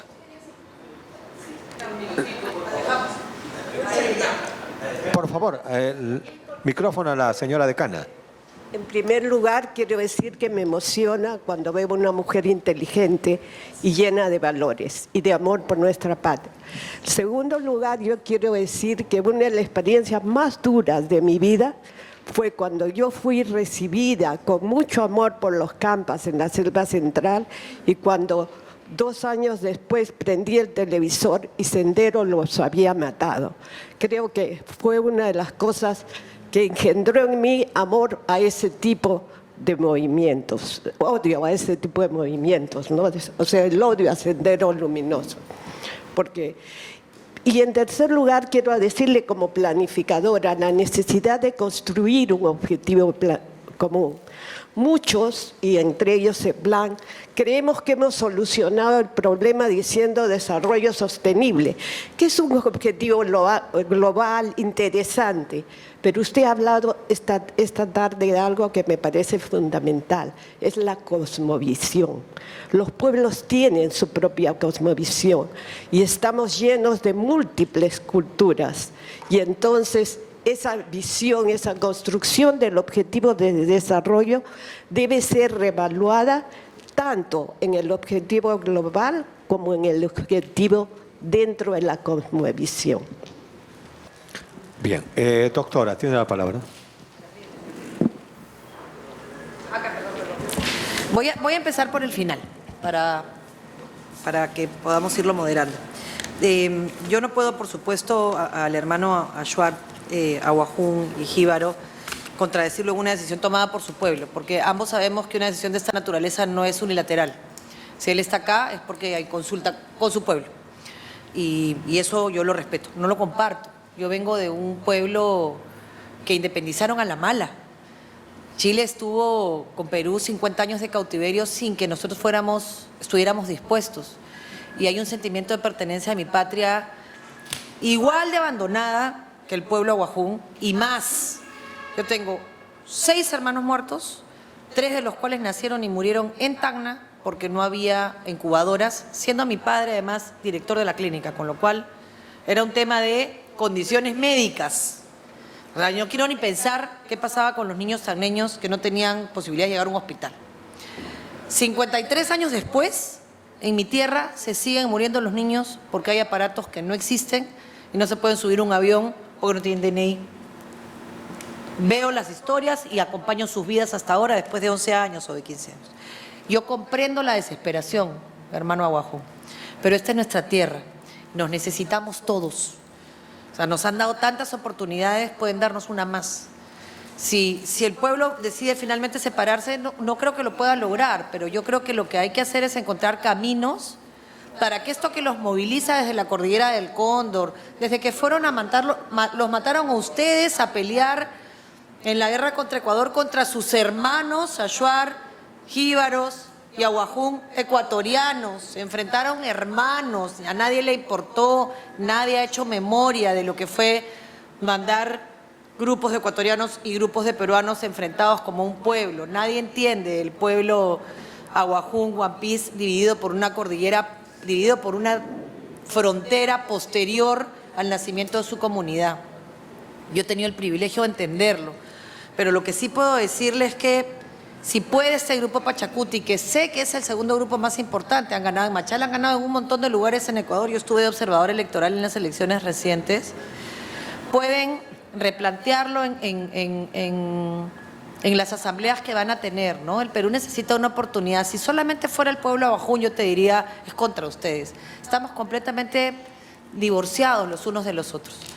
No nos estamos mirando como pueblos, tenemos que mirarnos como nación, con nuestra historia, con nuestro dolor, con un proceso futuro. Yo creo que hay futuro, pero si comenzamos a desmembrarnos, lo único que vamos a lograr es más división. Es una decisión que toma tu pueblo y yo la voy a respetar, pero permíteme pedírtelo como parte también de tu pueblo grande. Es responsabilidad del Perú haber abandonado a nuestros hermanos más débiles, pero necesitamos una oportunidad. Y sobre los otros comentarios que decían mis amigos, empezando también de abajo para arriba, con mi amiga la decana. La selva tiene este sentimiento maravilloso de estar ahí y no necesitarnos, ¿no? Es impresionante. Como no importa lo que hagamos, siempre sale verde, siempre está ahí, siempre nos recibe. Y yo creo que nos hemos olvidado de lo que significa la Amazonía para el Perú, gracias a Dios, y por eso creo que han podido sobrevivir un poco más. No sé si quiero que la recordemos mucho.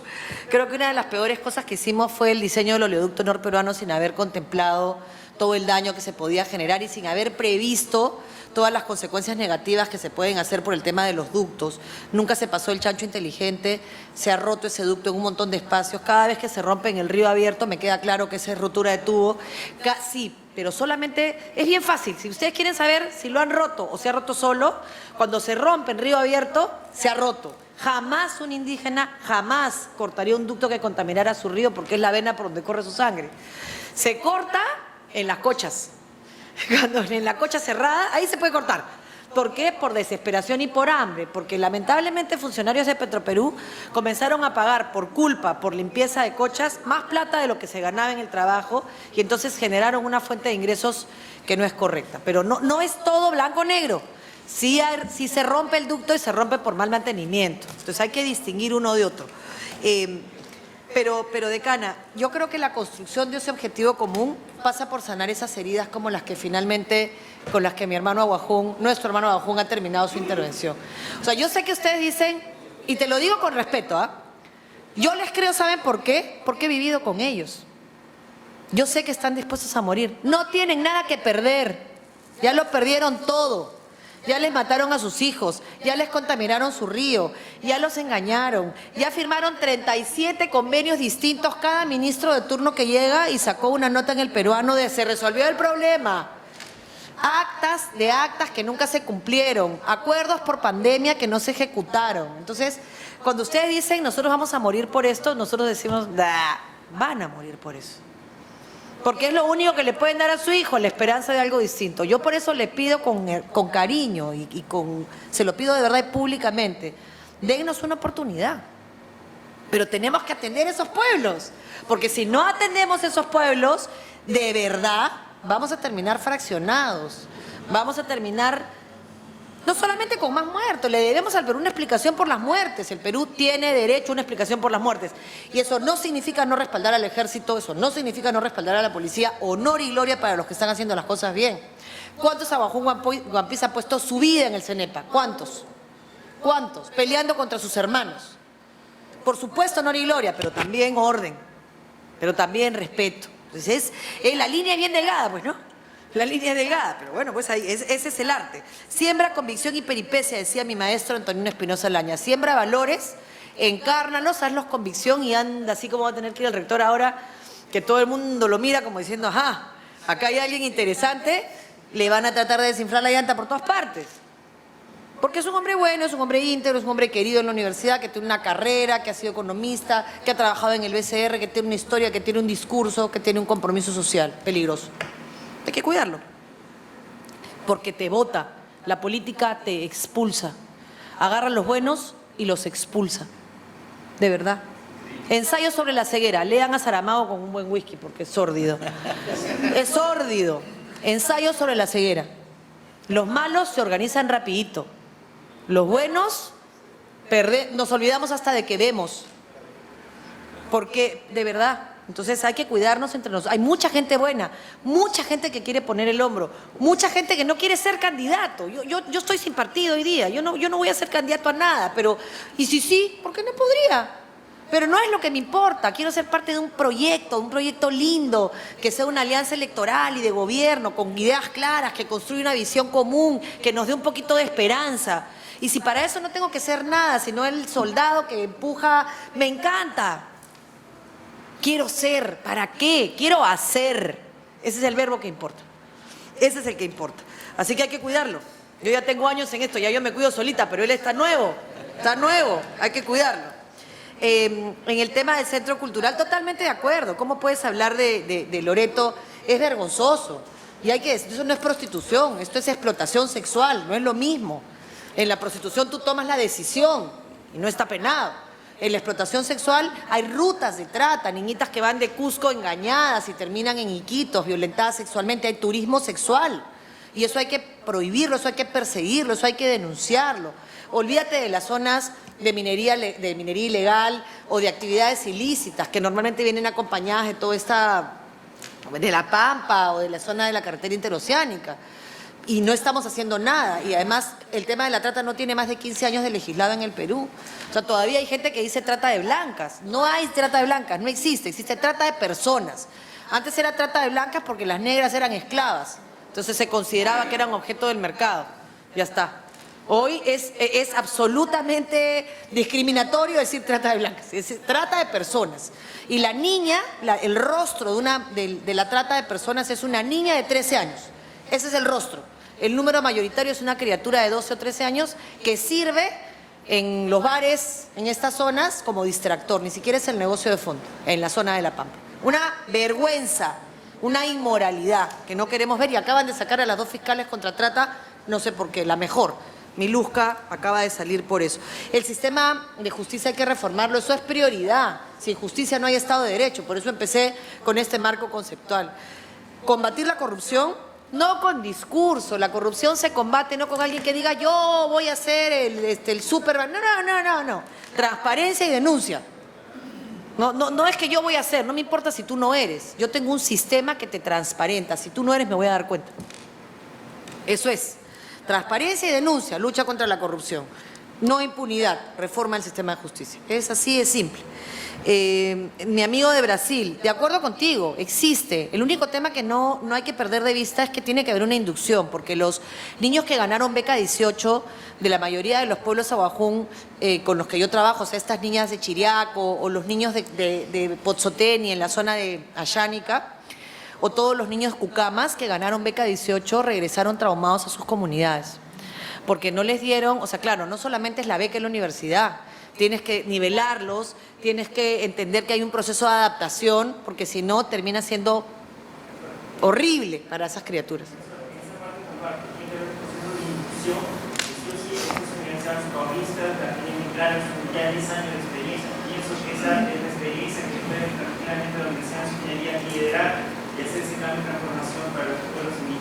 Es que si no, los chicos terminan regresando y se vuelven alcohólicos, se suicidan.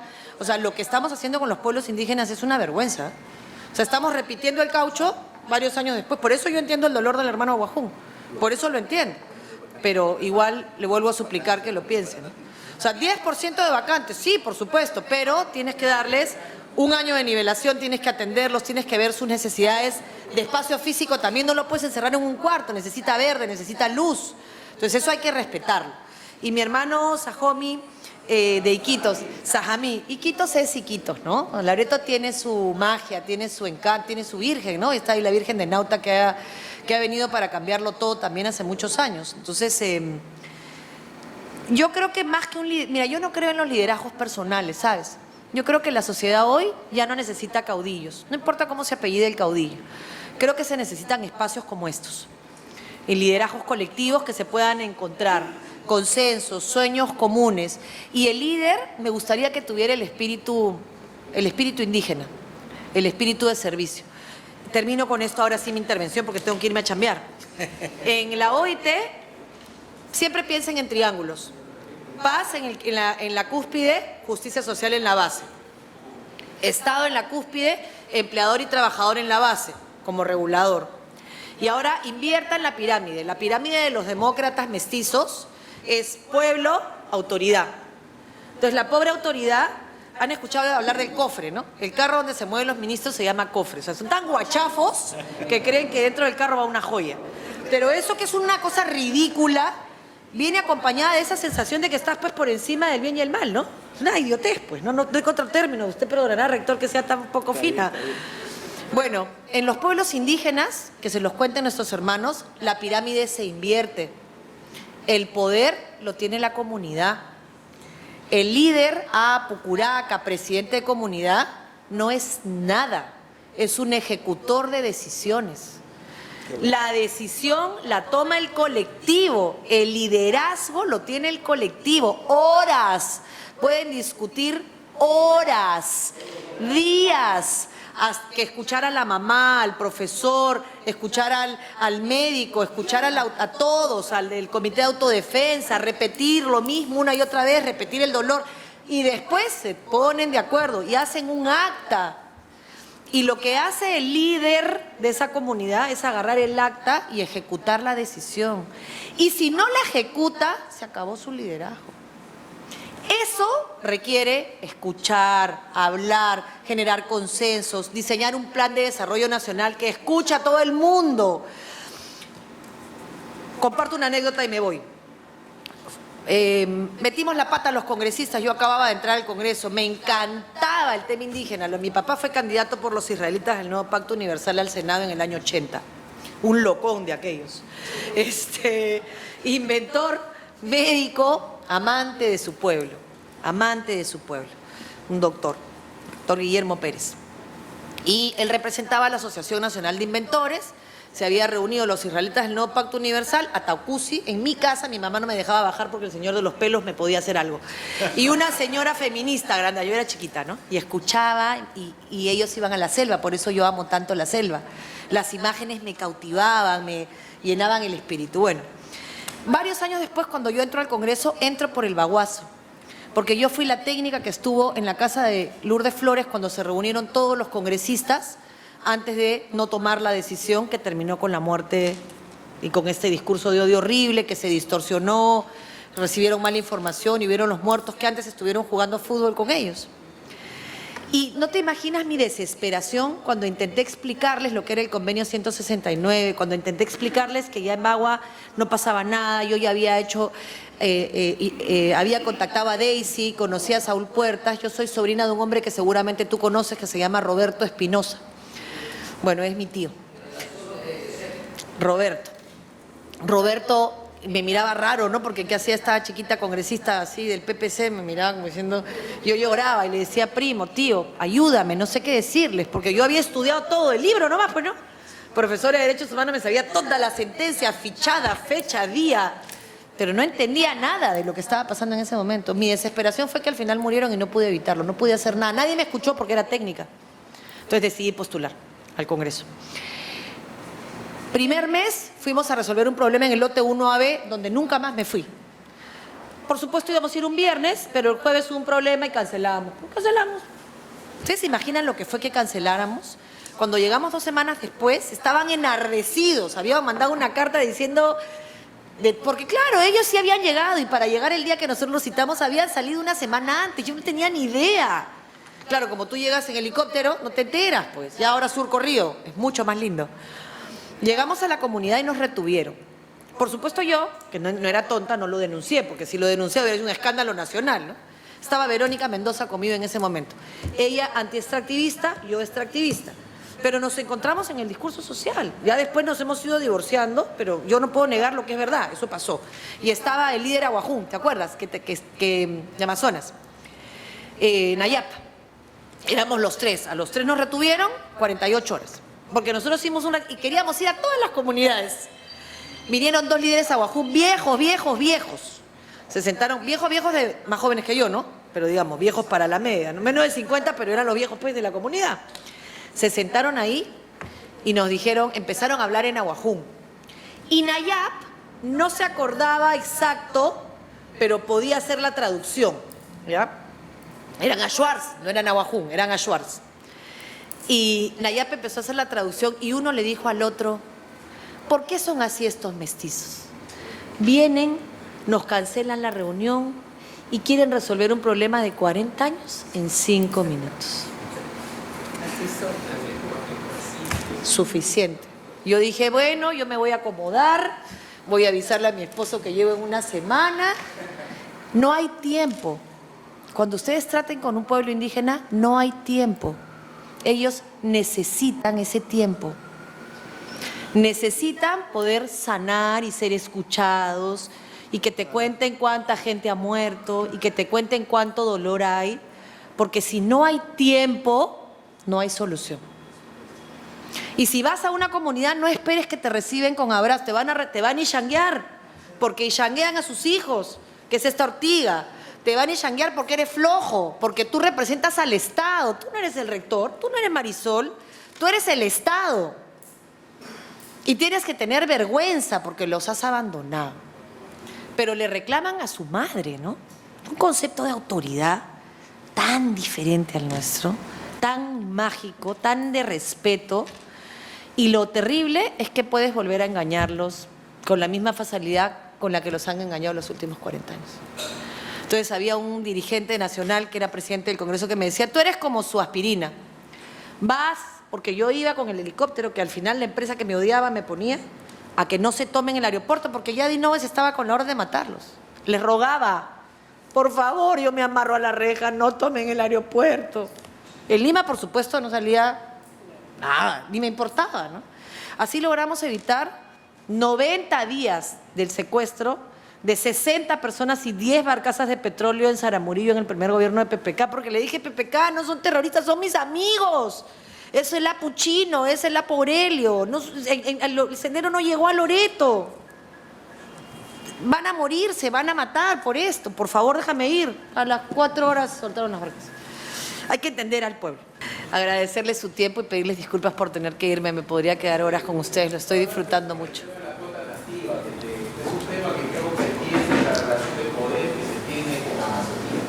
Tiene que ver con el rediseño institucional, ¿no? O sea, cómo podemos generar un sistema de representación que realmente refleje lo que somos como país. Pero para eso hay que pensarnos integralmente, ¿no? No solamente Amazonía, también los pueblos quechuas y aymaras, ¿no? Pero que eso hay que pensarlo. Por eso es tan grave lo que ha pasado con CUNARC. Que el presidente le haya dado a CUNARC representación a nivel de decisión de AIDC es bien peligroso para los pueblos indígenas, para los de verdad. Porque no todos los pueblos ronderos son pueblos indígenas. Entonces, si tú le permites que tome decisiones CUNARC a nivel de las decisiones que se toman en los pueblos indígenas, está socavando la precaria institucionalidad indígena que quedó después de INDEP. Es bien serio, no es moco de pavo, es bien complicado. Bien.